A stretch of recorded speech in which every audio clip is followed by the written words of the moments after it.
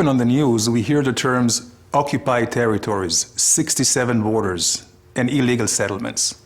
And the story we usually hear sounds very simple. During the Six-Day War, Israel captured the West Bank from the Palestinians, refused the United Nations' demand to retreat, and illegally built settlements. But is that really the case? Let's try to understand the situation a little bit better. We'll start with a simple but extremely important question. From whom did Israel capture the West Bank? From the Palestinians? No. In 1967, there was no Arab nation or state by the name of Palestine. Actually, was there ever? Israel took over the West Bank from Jordan in an act of self-defense, after Jordan joined a war launched by Egypt and Syria to destroy Israel. Oh, by the way, destroying countries is rather illegal. The United Nations back in 1967 rejected repeated Arab and Soviet attempts to declare Israel as the aggressor. Security Council Resolution 242 did not demand a unilateral Israeli withdrawal. Rather, the United Nations called for negotiating a solution which would leave Israel with secure and recognized boundaries. In effect, defensible borders. But wait a second. What was Jordan doing in the West Bank in the first place? What was its legal justification? Well, Jordan had It had no legal justification. Jordan simply occupied it during its previous attempt to destroy the newly established State of Israel in 1948, changing the commonly accepted name Judea and Samaria to the West Bank. But that did not really convince anybody. And almost no one recognized the legality of Jordan's occupation, not even any of the other Arab states. So, if Jordan had no legal claim to the land, and a Palestine did not exist, whose territory is it? Let's go a little further back in time. Don't worry, not to the days of the Bible, only about 100 years.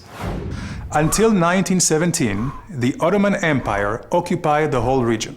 After losing in World War I, the Ottomans relinquished their 500-year control to the Allied forces, which decided to divide the old empire into countries. Britain's foreign minister, Lord Balfour, recognized the Jewish people's historical right to their homeland. A small area, equivalent to about 0.5% of the Middle East, was designated for this purpose. Britain received a mandate from the League of Nations to promote the establishment of a Jewish homeland. But wait a second, do you realize what happened? The Jewish homeland originally included not only the West Bank, but also the East Bank of the Jordan River. I guess you cannot say the Jewish people have not accepted some painful compromises already.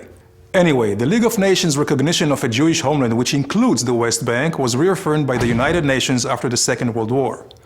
With the British mandate ending, United Nations General Assembly Resolution 181 recommended the establishment of two states, one Jewish and one Arab. The Jews accepted it and went on to create the State of Israel, while the Arabs refused the compromise and launched a war to destroy the newly established Jewish state. Resolution 181, a non-binding recommendation in the first place, remained with no legal standing. At the end of the war, a ceasefire line was formed, where the Israeli and Arab forces stopped fighting.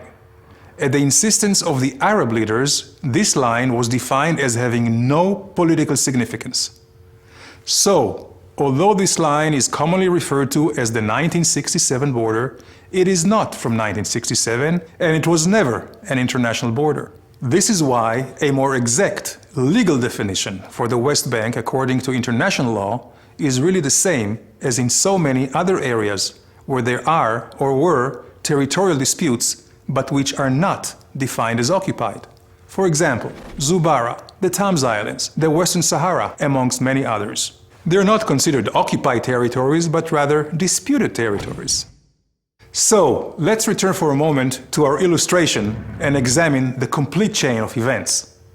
Israel's presence in the West Bank is the result of a war of self-defense.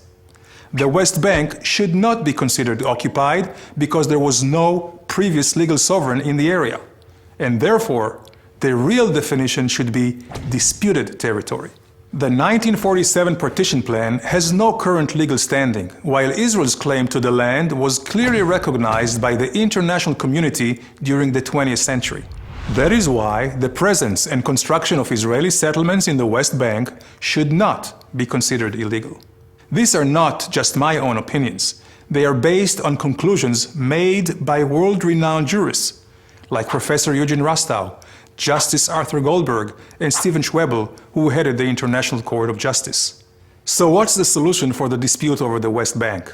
Unfortunately, there is no magic solution.